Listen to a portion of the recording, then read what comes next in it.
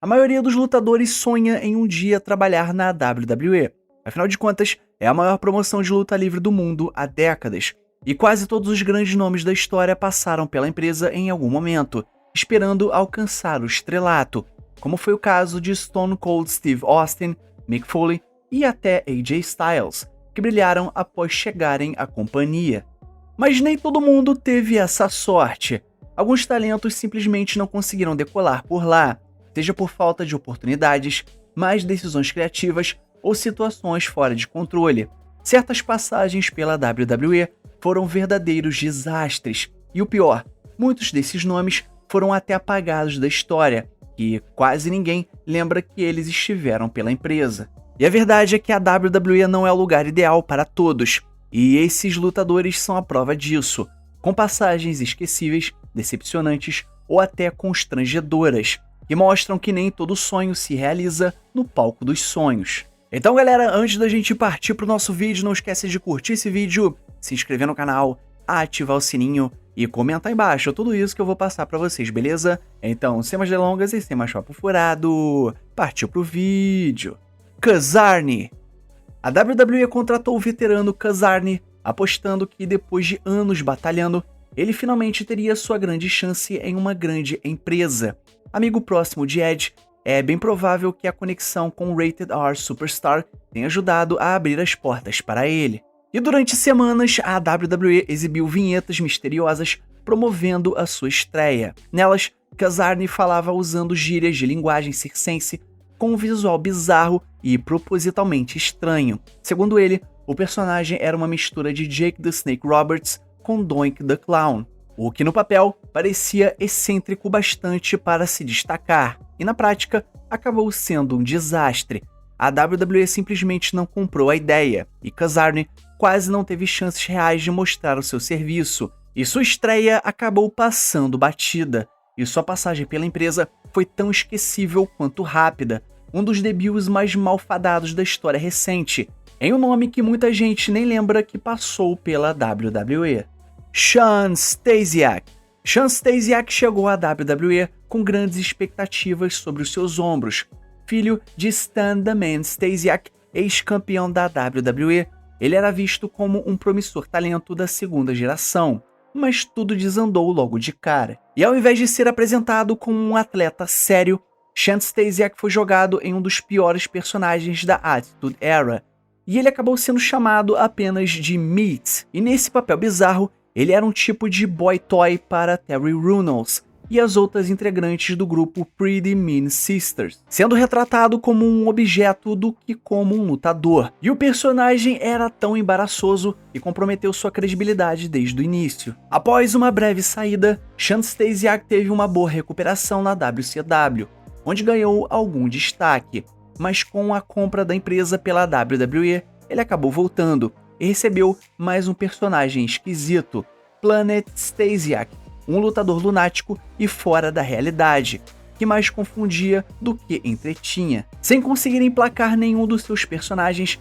e vendo seu espaço diminuir, Shawn Stasiak decidiu encerrar a sua carreira no wrestling e partiu para uma nova área, tornando-se quiroprata, um exemplo clássico de como mais decisões criativas podem enterrar até mesmo os talentos mais promissores. Justin Credible. Um ex-campeão mundial da ECW deveria ser lembrado com respeito, mas Justin Credible acabou se tornando um nome facilmente esquecido na história da luta livre, e muito disso se deve às suas passagens decepcionantes pela WWE. Sua primeira passagem na empresa foi marcada pelo desastroso personagem Aldo Montoya, um lutador português que usava uma máscara amarela ridícula e não tinha nenhuma credibilidade.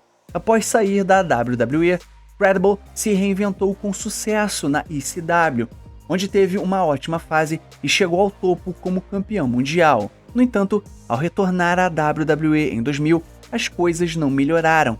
Mesmo com o status conquistado na ECW, a empresa não apostou em nada nele. Credible foi colocado no grupo X Factor, ao lado de X-Pac e Albert, mas rapidamente se tornou um membro menos relevante da stable, praticamente um figurante. Sem espaço, sem destaque e sem histórias que valorizassem o seu talento, Justin Credible acabou tendo uma passagem apagada pela WWE, e por mais irônico que pareça, seu nome se tornou tudo menos incrível. Kenzo Suzuki. A WWE acabou melhorando muito nos últimos anos ao lidar com talentos japoneses, mas durante muito tempo a empresa teve um histórico péssimo nesse quesito. Muitos lutadores vindos do Japão eram colocados em personagens estereotipados e genéricos, quase sempre como vilões sem profundidade. Kenzo Suzuki foi um grande exemplo claro disso. Quando chegou no SmackDown, foi retratado como um heel genérico que mal se conectava com o público. Sua gimmick era problemática desde o início. Ele tratava mal a sua esposa, Hiroko, nos bastidores, e ainda protagonizou uma história em que tentava dar em cima de Torrie Wilson, o que não agradou em nada os fãs e nem os críticos. E dentro do ringue as coisas não foram melhores. Kenzo Suzuki teve uma jornada fraca como lutador solo, e mesmo formando dupla com Rene Dupree, e até foram campeões de tag team, após isso a parceria acabou nunca engrenando. A falta de carisma, a barreira do idioma e a má apresentação criativa selaram o destino de Kenzo Suzuki, tornando a sua passagem pela WWE curta, esquecível e cheia de estereótipos ultrapassados. Luther Reigns. A esquecida passagem de Luther Reigns na WWE o colocou como capanga e guarda-costas de Kurt Angle durante essa fase como GM do SmackDown. Ao lado de Mark Jindrak, Reigns fazia parte da entourage de Angle, garantindo vantagem numérica contra os heróis da marca azul. A WWE até que via potencial em Luther Reigns, especialmente por seu porte físico histórico atlético, mas ele fracassou em praticamente todos os aspectos dentro do ringue. O público nunca o viu como uma ameaça real, e sua presença gerava mais indiferença do que temor. Rapidamente a empresa percebeu que o investimento não estava dando retorno, e assim que Kurt Angle foi liberado para voltar aos rings após a lesão, Reigns foi deixado de lado, sem identidade marcante, carisma ou impacto. Luther Reigns acabou se tornando apenas mais um nome apagado na história da WWE. Jaxson Ryker. E uma história recente que exemplifica bem quando a WWE percebe que investiu demais na pessoa errada é a de Jaxson Ryker. Conhecido anteriormente como Gunner na TNA, ele foi contratado pela WWE e foi colocado juntamente com Wesley Blake e Steve Cutler como os Forgotten Sons. E após o fim do grupo, ele acabou recebendo um push solo, mesmo cercado de polêmicas nas redes sociais e atritos nos bastidores com colegas de trabalho. E apesar da tentativa da empresa, Ryker se mostrou ainda pior dentro do ringue do que de fora dele, protagonizando uma das piores tentativas de ascensão da história recente da WWE. Suas lutas eram fracas, sem qualquer impacto, e ele jamais conseguiu criar conexão com o público. Durante as famosas demissões em massa em 2021, muitos nomes ganharam novas oportunidades em outras empresas, mas Jaxson Ryker rapidamente caiu no esquecimento, tornando-se um exemplo claro de um investimento desperdiçado e um fracasso facilmente ignorado pela história da WWE. Alex Riley. Alex Riley teve uma passagem pela NWA que chamou bastante atenção, mas não da forma que ele gostaria.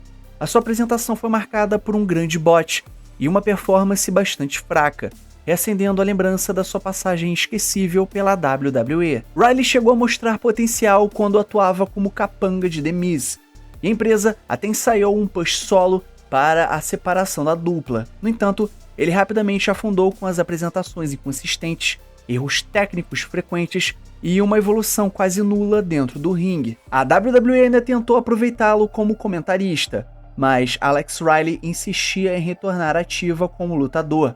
Essa teimosia acabou custando caro, pois sua tentativa de voltar aos rings não convenceu, nem a empresa e nem aos fãs, e ele acabou sendo dispensado. E, infelizmente, a sua passagem pela WWE foi bastante apagada. Vladimir Kozlov. Os fãs frequentemente esquecem de Vladimir Kozlov, a ponto de quase não se falar sobre o quanto a WWE o via como uma futura grande estrela. Kozlov teve uma sequência invicta impressionante e chegou a ser adicionado em uma storyline pelo título da WWE, onde acabou perdendo para Triple H. E em uma entrevista, Undertaker revelou que a WWE chegou a considerar Vladimir Kozlov para ser o responsável por acabar com a sua lendária invencibilidade na WrestleMania, mas depois decidiram não seguir com essa ideia.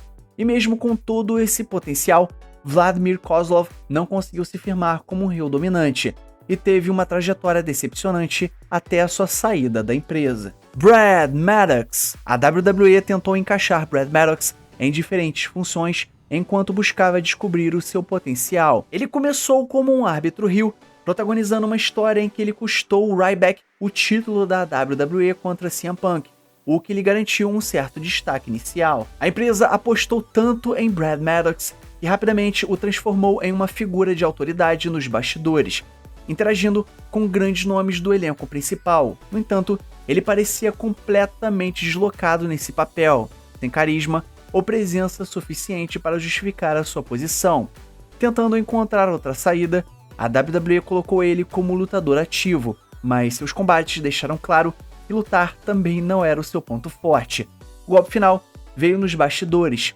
Vince McMahon o demitiu pessoalmente após Brad Maddox quebrar uma regra durante um segmento não televisionado, encerrando assim uma passagem desastrosa e esquecível pela companhia. E até hoje ele é só lembrado por causa de um certo vídeo que ele fez com Paige e Xavier Woods. Lars Sullivan. Um dos casos recentes de uma carreira desastrosa e rapidamente esquecida na WWE é o de Lars Sullivan.